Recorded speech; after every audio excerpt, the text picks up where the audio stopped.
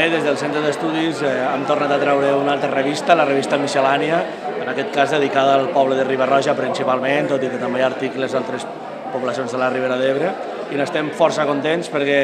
és una d'aquelles publicacions que ens fa moltíssima il·lusió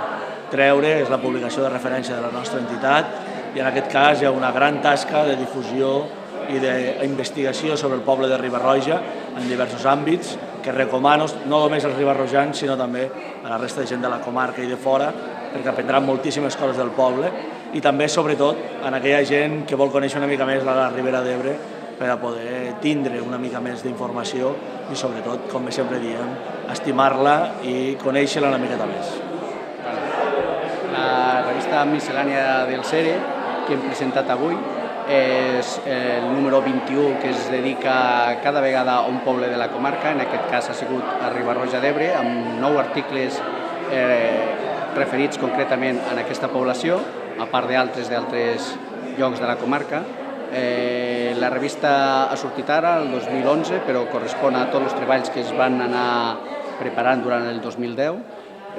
Normalment l'edició d'una revista d'aquestes dimensions comporta bastanta feina, pràcticament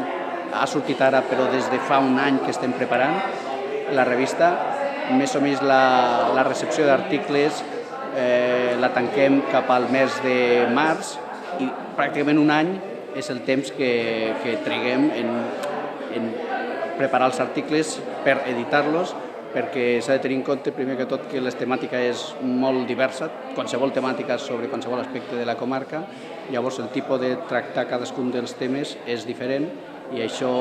comporta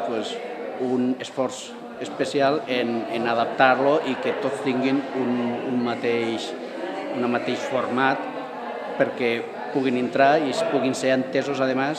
més per tots els lectors potencials, que són els socis del centre d'estudis, prop de 500 en l'actualitat, més qualsevol persona de la comarca que li interessen aquests temes.